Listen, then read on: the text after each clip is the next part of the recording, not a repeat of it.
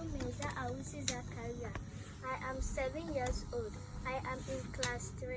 I attend school at African Renaissance Complex. I am the second reader. Thank you. Ayeyi, let's go.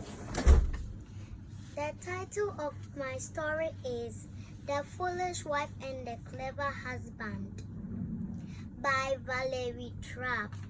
This is the story. Long time ago, a young man named Peter lived in a village. He was a woodcutter who earned a little by cutting wood in the forest and selling it in the city. His father died when he was very young, and so he lived with his mother. His mother made food and looked after the house while he cut the wood in the forest. Being a wise man, he always saved money for the future. One day, his mother fell ill.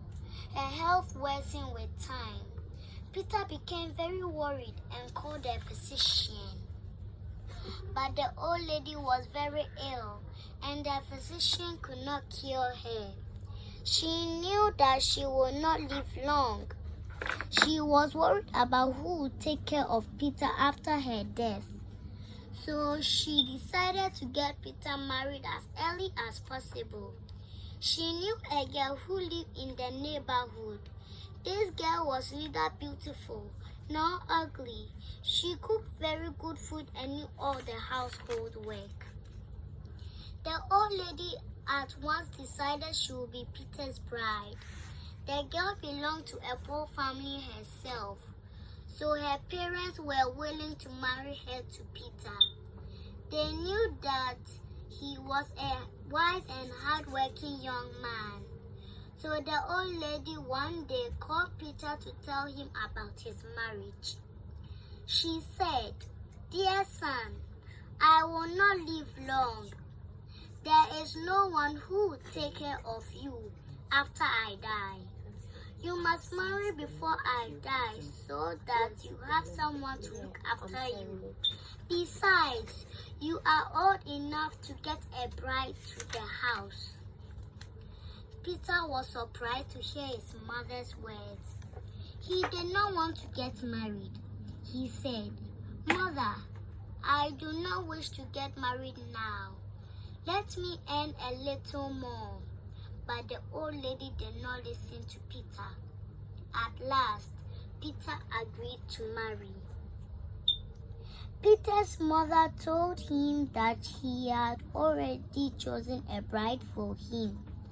Though Peter wanted to choose his bride on his own, he did not argue with his mother. The old woman became very happy and made preparations to get him married. Soon, Peter was married to the girl his mother had chosen. Peter's mother's health worsened day by day after the marriage, and she died in a few days. Peter became very sad, and so did his wife. They mourned for a few days, and then Peter started his work again. He used to go to the forest and cut the wood, and his wife looked after the house and made food for him. Peter's wife made good food and looked after the house well, and Peter realized that quickly. But she was not as wise as Peter, not even half as wise as Peter, and he realized that too. Peter thought that nothing could be done about his wife's wisdom, and since his mother had chosen her as his bride, he had to respect her decision. So he kept quiet. But there was one thing that he really disliked about his wife. She had no sense to hold her tongue at the right time. Anything which happened in their house, or any bit of news which her husband brought in when he had been anywhere, had to be told at once to the whole village. Peter often had to pay for telling certain things to his wife. He told his wife many times to keep things to herself, but that was of no use. Once, Peter cut the wood and sold it in the market at a double price to a rich trader from another country. And when he told this to his wife, it was known by the whole village. On another occasion, he won a rich reward from the king for cutting the trees in his garden that he did not need.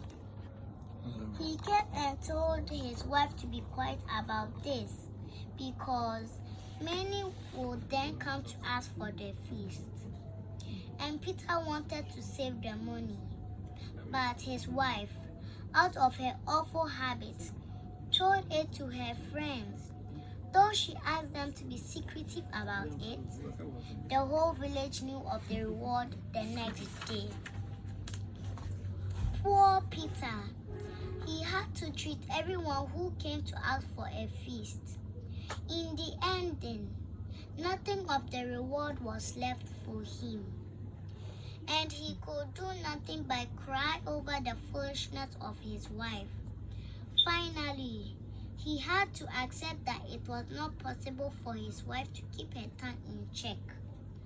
So Peter stopped telling his wife about certain things which he felt could create problems for him. One day, Peter went to the forest to cut wood as usual. He collected a lot of wood, put it on his cart, and drove towards his house. Now, on his way through the forest, there was a lake that Peter often liked to walk along. That day, a cool breeze was blowing. Peter stopped his cart and got down to walk along the lake. He was enjoying the cool breeze and the soft grass below his feet. While walking, he reached the edge of the lake and stepped on such a soft spot that his foot sank in the ground. What can this be? Thought he, surprised. I'll dig a bit and see. So he dug the ground, but found nothing.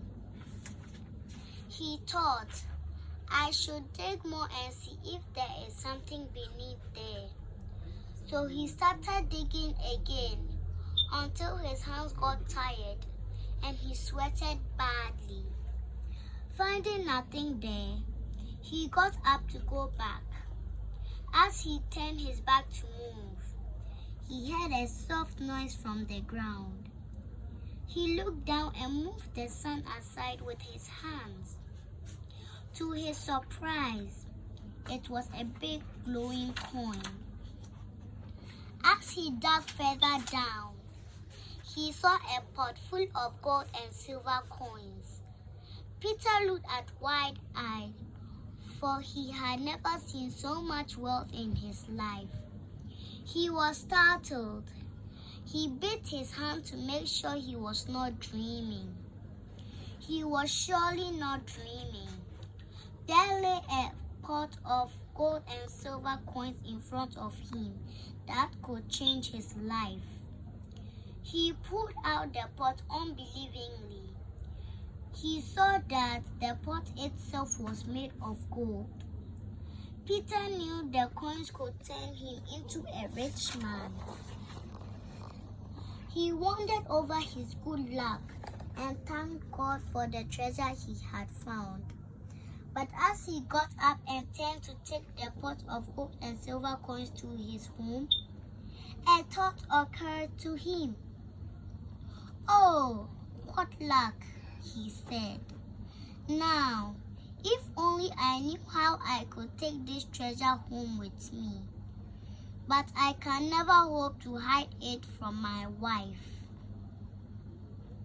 And once she knows of it, she'll tell all the world, and then I shall get into trouble." He could not take any chance this time.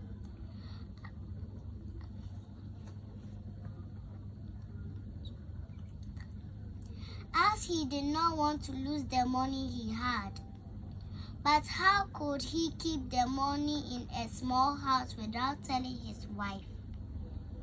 He sat down and thought over the matter for a long time. Suddenly, he smiled. He had made a plan.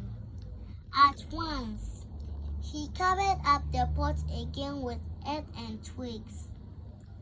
Then he went into his cart and drove fast into the town. He went to the market where animals were sold. First, he went to the fish market and bought a live pike from a fisherman. Then he rushed to the other side of the market where hares were sold. From there, he bought a live hare. He kept them in his cart and drove to the forest where he had found the treasure. He climbed a tall tree and hung the pike on the topmost branch of the tree. Then he drove to the lake, tied up the hare in a fishing net, and fastened it on the edge of the lake, not troubling himself to think how unpleasant such a wet spot was likely to be to a hare. Then he got into his cart and drove merrily to his home. "Wife," cried he, the moment he got indoors, "you can't think what a piece of good luck has come our way." What, dear husband? "Do tell me all about it at once," replied the wife anxiously. Peter changed his tone and said, No, you just go off and tell it to everyone." "No, indeed. How can you think such things? I swear I'll never tell it to anyone," said the wife, eager to know the news and let everyone know. Peter said, You are. Hold on. Wow, you deserve a standing ovation. Great job. Okay, so how old are you? How old are you "I again? am 7 years old. And what class? Your class again? I am in class 3. Wow, Ayeyi, you did so well. What do you want to become in future?